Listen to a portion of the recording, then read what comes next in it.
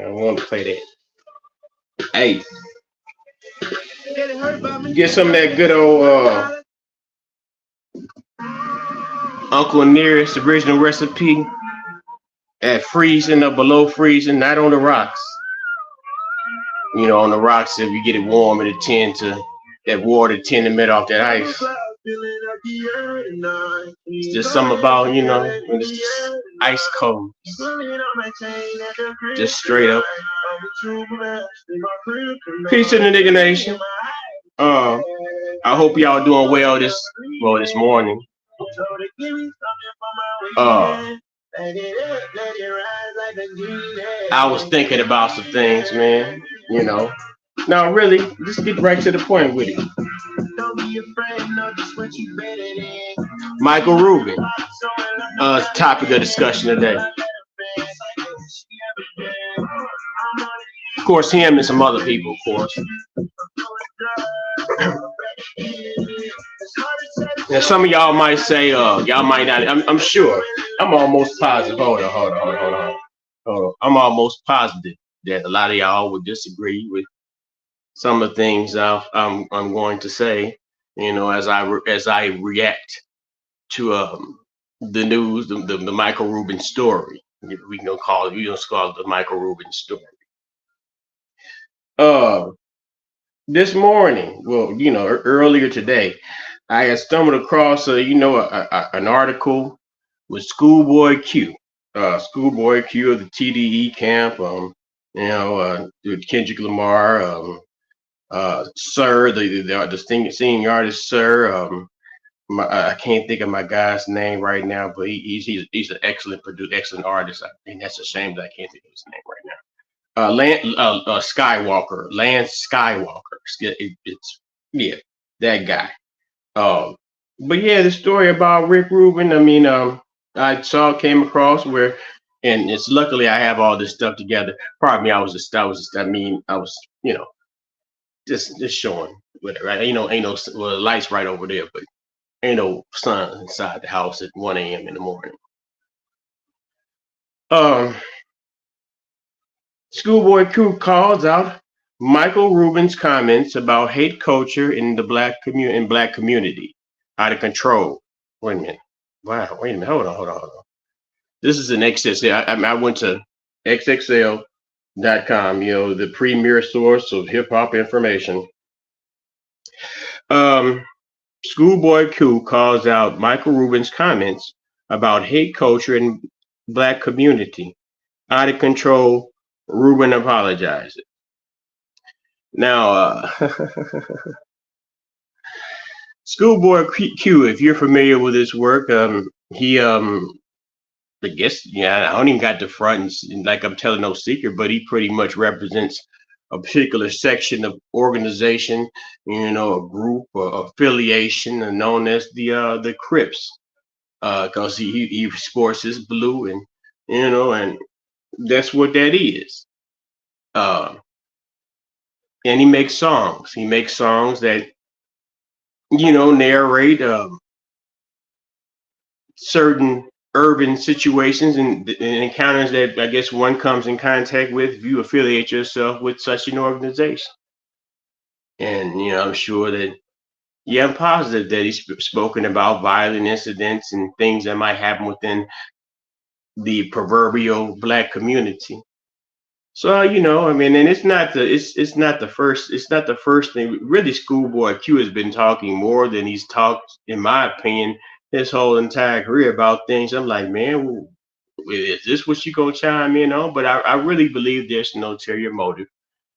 Micheal Rubin, that is a story that came out that Micheal Rubin refused to play They Not Like Us at his white party because Drake was in attendance. So, you know, I imagine, well, you know, I guess since you're down with your team, you're down with the clique, you're gonna be like, well, shoot, man, fuck Mike Rubin. You know, he ain't playing the TDE shit. It was probably something else affiliated with that song that Schoolboy Q spoke about. But anyway, the story went, Schoolboy Q shares opinion regarding Micheal Rubin's comment about hate culture in black community. They don't put a D or none, they just put hate culture in black community. On Wednesday, August the 14th, Schoolboy Q hopped on X, formerly known as Twitter, to address Micheal Rubin's comments about hate culture in the black community. Earlier that day, the Fanatics founder appeared on Power 105, The Breakfast Club, to speak about his infamous all-white 4th of July parties, friendship with Drake, and much more. In one point of the discussion, which can be seen below, Rubin touched on comments about Meek Mill's sexuality, um, while just touched on Meek Mill's sexuality that arose after video service of the rapper bunny hopping for Rubin during a tennis match. Now, shout out to Charles and White. Peace to the nigga nation. Nigga nation, stand up. Because if anybody went hard, if did nobody go as hard on Meek Mills about the bunny hopping for them people, it wasn't so much that it was Rick Rubin, per se. I guess it was Rick Rubin, but it was the bunny hopping. So, okay. When this is what, let's see, the bunny hopping Rubin doing a tennis match in 2021. While defending the North Philadelphia rhymer, Rubin also spoke about hate culture in the black community. He said, "Now this is the first the thing that a lot of y'all missed was the hat trick that he pulled." But let's continue. When I see the narrative of a really good friend of mine like me, there's not one gay bone in his body. Rubin stated at the 23:31 mark of the video. So why do people want to lie about that? Why do people want to change the narrative to try to hurt him? As the conversation continued, Rubin expressed his take, implying that the black community is quick to turn on each other. One thing I've learned about black culture that I don't like is that black hate on hate. He continued, is horrible. Let me read that again. That black hate on hate. After the short video of the interview hit the internet, Schoolboy Q called out the billionaire for his statement on the African American community. What happened to the black community? Now it's the African American community. Bruh, I'm cool on this app. He captioned the clip on the tweet below. This shit out of control, dog. Crying face emojis. No such thing as black on black anything. Now, mind you that y'all, I read what Rubin stated twice, just because what was done right there was a hat trick in itself. How niggas, how African American black people tend to have a reaction when someone who is not black, and even in cases when someone is black, says something about black on black, crime or black on black whatever. Pretty much it's black on black crime. It ain't black on black love. It ain't black on black generosity. It ain't black on black entrepreneurship. Black on black hate. This is what Schoolboy QQ pulled out. It's got black on black hate. It's just black. Rubin said the black hate. The blacks the hate on hate. But let me continue. No such thing as black on black anything. What the fuck? Why ain't it? See, Schoolboy then seemingly mocked Rubin in the since-deleted tweet. You know what I don't like about you niggas? He typed, I hate when you niggas acting like niggas. Crying laughter emoji, basically. Man, come on, son. But that's not that man's opinion. This is when he heard what Rubin said, this is what he pulled out of. You know what I don't like about with you niggers? He typed, I hate when you niggers be acting like niggers. And that's entertaining, but man, it don't, not that I have a strong affinity for Mike. That's why I say some of y'all might not be feel what I'm talking about. It's not that I have a strong affinity for Micheal Rubin. It's just a narrative, man. Okay. This is how you feel though. In the next tweet, the rapper explained why he chose to delete his previous writing. It was too strong, and people told you to dial that shit back, my nigga. We want the nigga to look dirty, and in my mind, it's like it's another set of puppeteers that pulled on Schoolboy strings to get Schoolboy activated. It may be from his own mind, but he knows what when you are a hmm, and I mean it's just fair with just about any black African American, a nigga like myself. Well, you know who is your bread and butter, who is the puppeteer that dangles your strings. You know what their expectations are. So you know when to go into defense mode. You got to play what's that dude from Django Sam? You got to pull a Samuel for master. Uh, and you know, so he said in his next tweet, the rapper explained why he chose to delete his previous writing. That dude look crazy, don't it? Laughing emoji. I'll delete it. He posted. Micheal Rubin apologizes. Micheal Rubin apologizes for a comment about hate culture in the black community. On Thursday, August 15th, Micheal Rubin onto X, formerly known as Twitter, to apologize for his comments about the black community not supporting each other. Rubin reflected on his previous statements in the interview after speaking to a close friend about the situation. Now, I don't know why,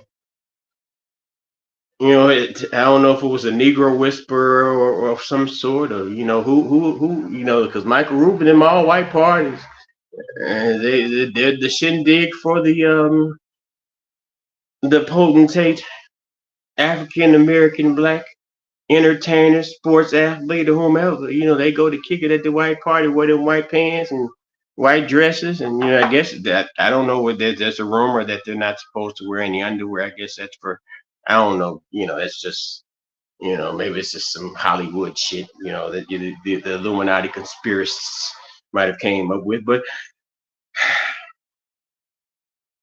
I got a phone call from one of the people I have the most respect for in the world.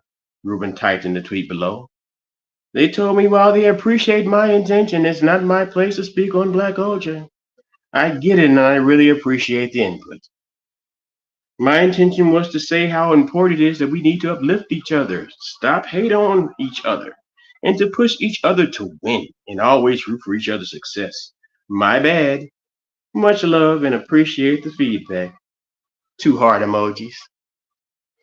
Now, first of all, man, I continue to ask black people, African American people, or my nigga people, um, what is this thing that you all call black culture? What is it? How is it defined? What does it consist of? In 2024, what is it that a African American black person, a nigga folk like myself, must do to adhere to black culture? And do I constantly is what I do as a nigga person, a black person, probably that's what I do. I be nappy head nigga boy, but as a black person, is what I do on a day-to-day basis, what I think about, what I talk about, what I eat, what I listen to. Is that the black culture? Is that somehow, is that being vultured by someone like Mike Rubin? I would dare say not. Actually, I would be the one that would say that is actually facilitated by people like Mike Rubin. The music that you hear that has the black hate on hate, or the black on black hate, as that Schoolboy Q stated, that is facilitated by those not of the ebony tone. They're more the alabaster persuasion. In alabaster that means by all terms and definition, lily white or pale skin. These things are operated by whether it be your athletics, um, your music, your actors and actresses. They have strings attached. So for one, in one perspective, you be like, well, shoot, why can't someone like Micheal Rubin speak about the black community and its culture? When considering that, and this is something that you could do your research on and put it to a test, whether it be a scientific test with quantitative and qualitative data. Uh, the culture that the African American, the black person, the Negro has adopted is pretty much that culture that the slave master bequeathed upon them. Once we were free, we attempted to imitate the lifestyle, the social, economic, um, actions and beliefs and motions and movements as that enslaver culture. You know, we wouldn't build us a Black Wall Street and other types of all other strong Black towns and cities. So it's like, well, shoot. Even after doing that, here we are in 2024. We're upset and in an uproar because friend to the uber wealthy and uber successful, multi-talented Negro folks, African American Black folks, Micheal Rubin has said something that dares not be said aloud, or this dares not be acted upon by those who he spoke upon.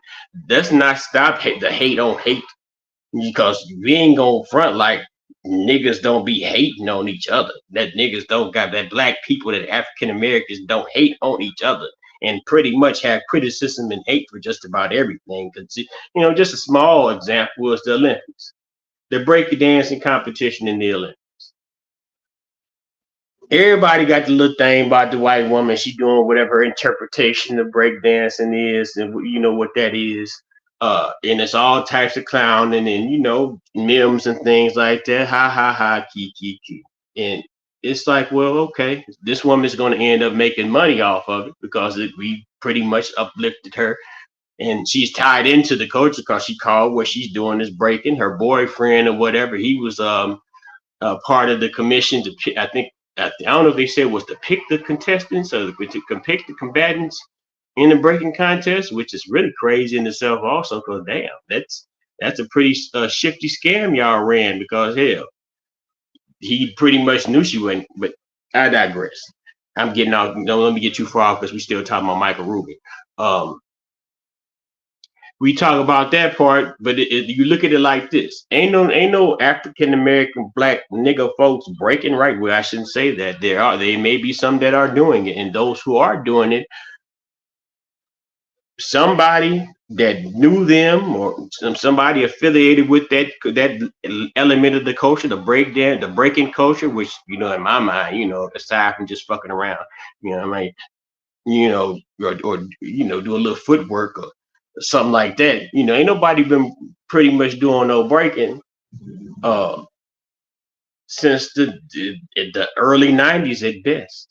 As far as in the Black culture, because we pretty much was on some NWA shit, and the Spice Ones and the Compton's Most Wanted, Onyx, whatever. This shit we start going for the hardcore, all that dance and shit. Niggas had hoodies on and boots, and they was standing in the corner just bobbing their head, on some wallflower shit.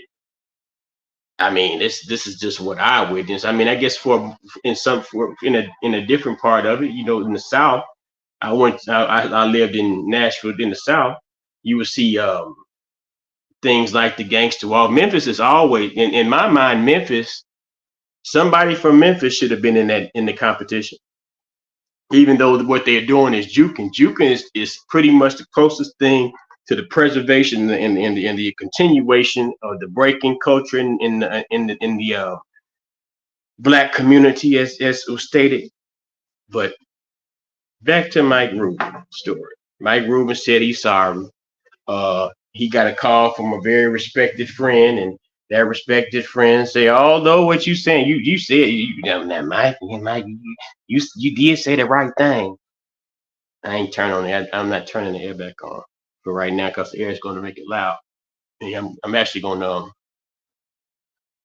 anyway. Now, Micah, what you said was the right thing, but you said it in a way in a place where you ain't had. These are things you supposed to take it between us over champagne at one of your pods.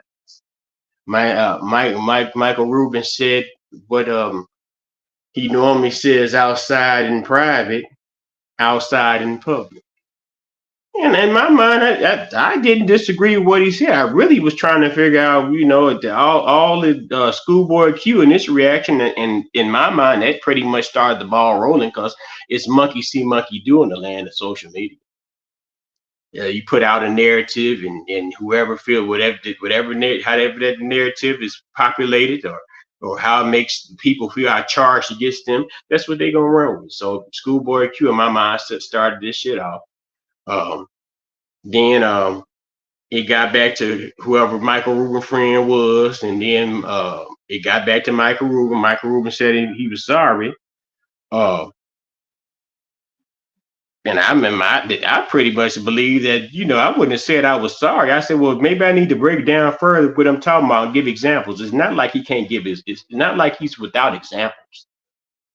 And that's what killed me about the African American, the black, and the nigga folk. Y'all know this shit motherfucking true. Y'all, it kills me. Now, uh,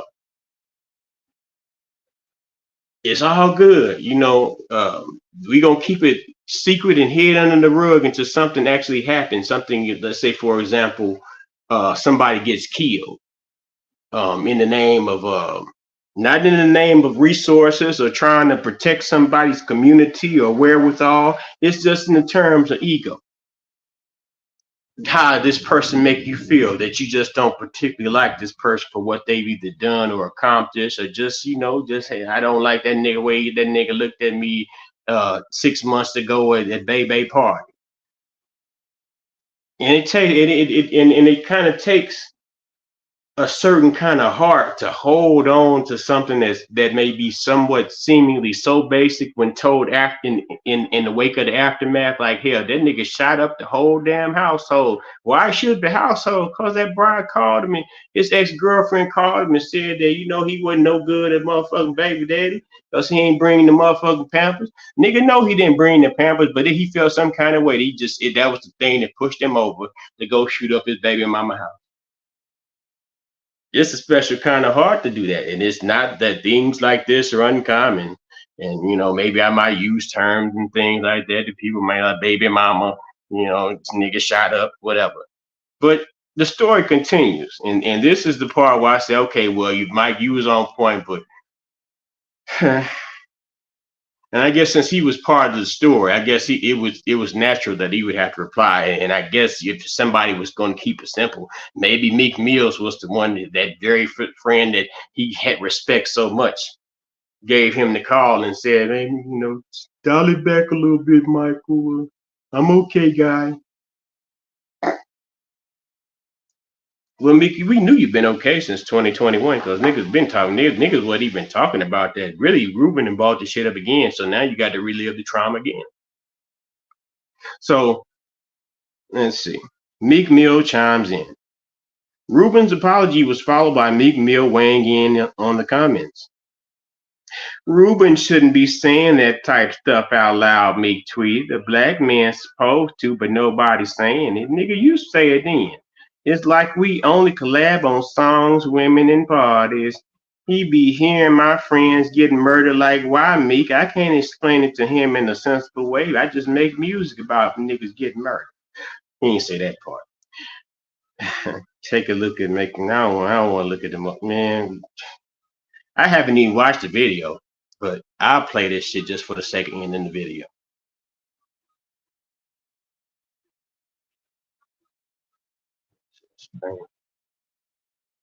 I'm gonna watch the video. I can't gonna play that shit because I'm on the phone where I ain't logged into my Twitter yet. So I can log into your Twitter, great. But I don't see nobody out there. I don't even see nobody in my viewer account or nothing. And it's not like I was, because last night I was faded, my nigga. But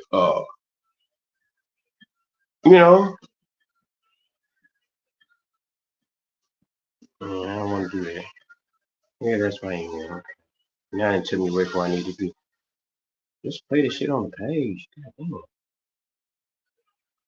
But anyway, the nigga said he's sorry. He said, "Black, the thing about it, well, nah, I want to hear it. I want y'all to, we're going to listen to it together." Fuck it. But what do y'all think about it, man? Was the nigga Mike Rubin right or not? Whether or not you think that he should have said it or spoke about it at the time, was there any factual basis in the things that he said? If this ain't on here, okay, there you go.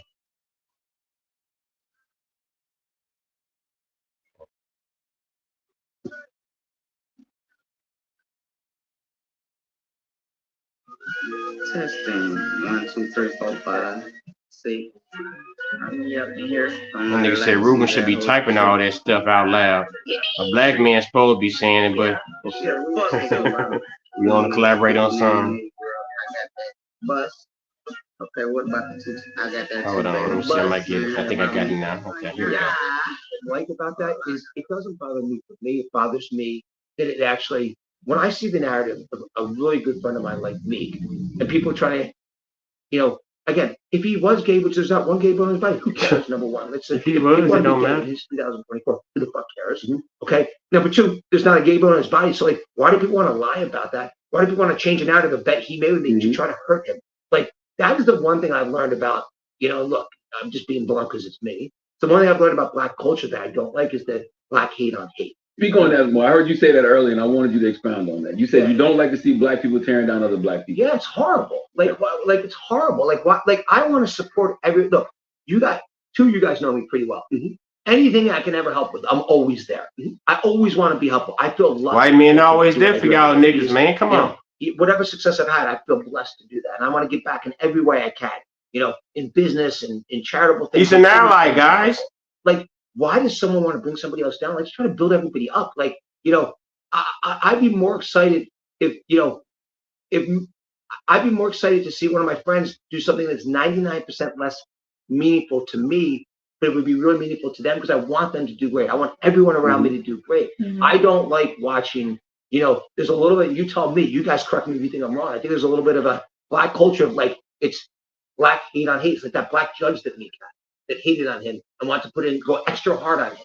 Okay. It's it's what people always say to me. It's like black hate on hate.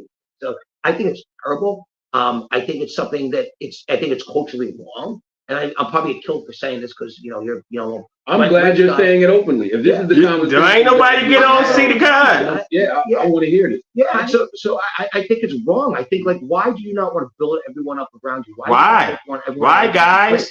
Why niggas? Why y'all niggas are putting each other down, man? Push each other up. Okay. The thing. Support black business.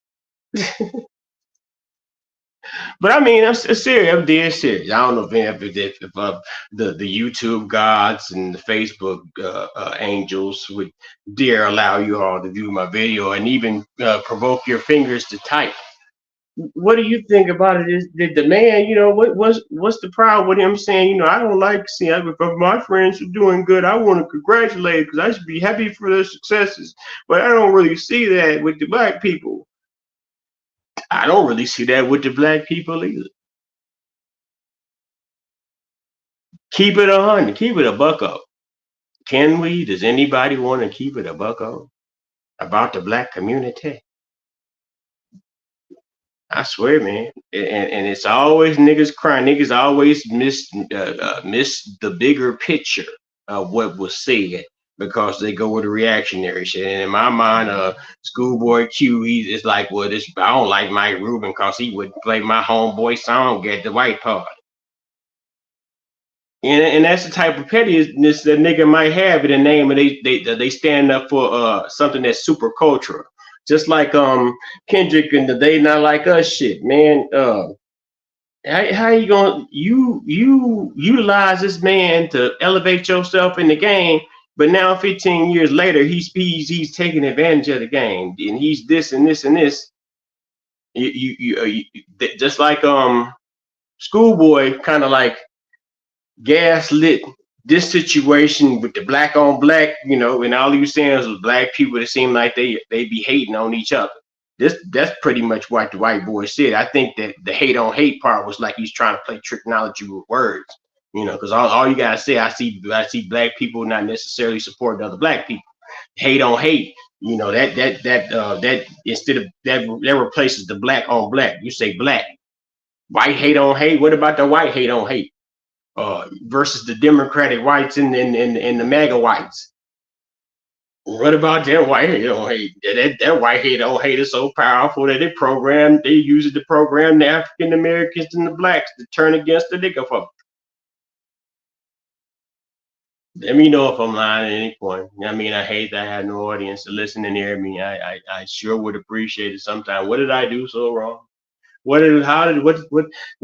tragedy, what tragic, well, I know it's something I said. I know it has to be something I said. And my IP address has been pretty much the same since 20, not even 2000. I'm at least, it's just further back than that. 2009. My IP address been the same since 2009. They know what I done been searching for. They know why I didn't see it on these social media apps. That they know that if I say something in particular, like um, that schoolboy accused Venom toward Micheal Rubin is maybe a byproduct of him having animosity over the fact he didn't play Kendrick Lamar's "They Not Like Us" at the party, and he got affiliation with Drake. So you're listening to Micheal Rubin talk.